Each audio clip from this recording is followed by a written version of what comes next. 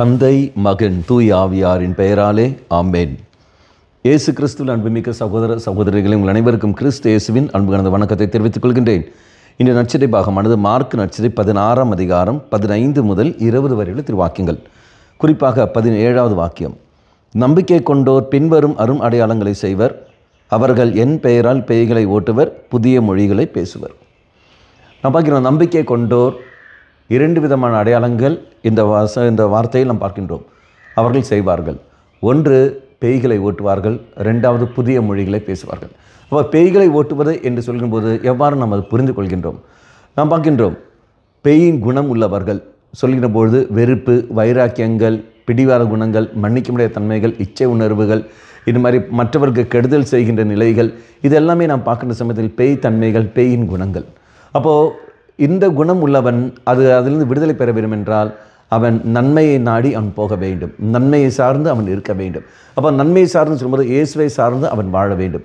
இயேசுவை சார்ந்து அந்த மனிதன் வாடுகிற சமயத்தில் நம்பிக்கை இயேசு மீது வைக்கின்ற பொழுது தன்னுடைய உடலையும் மனதையும் உள்ளத்தையும் தன்னுடைய அத்தனையும் முழுமையாக இயேசுவின் கட்டுப்பாட்டுக்கு அவன் வைத்து விடுகின்றான். அப்போ இயேசுவின் கட்டுப்பாட்டில் போகிற சமயத்தில் இந்த தீய குணங்களுக்கு அங்கே இடம் இல்லை. மாறாக உதாரணம், நம்முடைய வீட்டில் நாம் எடுத்துக்கொள்ளுங்கள், நீங்களும் நானும் செய்கிற காரியங்கள், ஆலயத்துக்கு நாம் போகின்றோம், ஜெபிக்கின்றோம், மற்ற காரியங்கள் எல்லாம் நல்ல காரியங்களும் செய்கின்றோம். அதே சமயத்தில் நம்மிடத்தில் கோப உணர்வுகளும், வெறுப்பு தன்மைகளும், பிடிவார குணங்களும், மன்னிக்க முடியாத தன்மையும் இருக்கின்றன. இப்படி இருக்கும்போது ரெண்டும் ஒன்றாக போகாது. அதான் வாசிக்கவில்லை, மத்தேயு நற்செய்தி 6ஆம் அதிகாரம் 24ஆம் வாக்கியத்தில், எவரும் இரு தலைவர்களுக்கு பணிவிடை செய்ய முடியாது, ஒருத்தரை வெறுத்து இன்னொருத்தரை தான் போக முடியும். இதெல்லாம் பார்க்குறோம். எவரும் இரு தலைவர்களுக்கு பணிவிடை செய்ய முடியாது, ஏனெனில் ஒருவரை வெறுத்து மற்றவரிடம் அவர் அன்பு கொள்வார், அல்லது ஒருவரை சார்ந்து கொண்டு மற்றவரை புறக்கணிப்பார். நீங்கள் கடவுளுக்கும் செல்வத்திற்கும் பணிவிடை செய்ய முடியாது. அப்போ தெய்வத்துக்கும் பிசாசுக்கும் என்னால் பணி செய்ய முடியாது. அப்போ நான் தெய்வத்துக்கு நான் முழுமையாக விட்டு கொடுக்கிறேன் என்றால், இயேசுக்கு என்னை நான் முழுமையாக விட்டு கொடுக்கிறேன் என்றால், என்னை முழுமையாக இயேசுடைய கட்டுப்பாட்டில் நான் விட்டு கொடுக்கிறேன் என்றால், என்னிடத்திற்கின்ற பேய் குணங்கள், என்னிடத்தில் பேயின் தன்மைகள், திண்மை சக்திகள், இது எல்லாமே என்னை விட்டு நீங்கி போய்விடும். இதோ நான் நம்பிக்கையுள்ள மகனாக மாறிவிடுகின்றேன், என்னிருந்து எல்லா தீமையிலும் போய்விடுகிறது.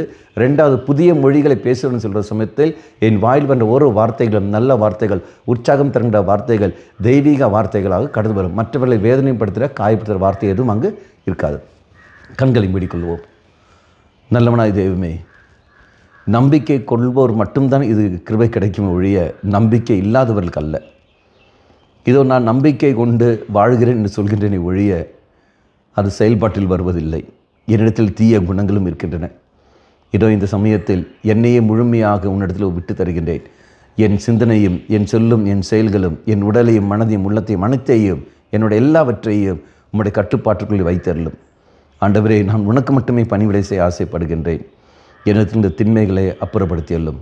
அம்மா மாதாவே, தெய்வ மாதாவே, எங்கள் மாதாவே, என் அன்னையே, விசேஷமாக எங்களுக்காக பரிந்து பேசும். ஆமேன்.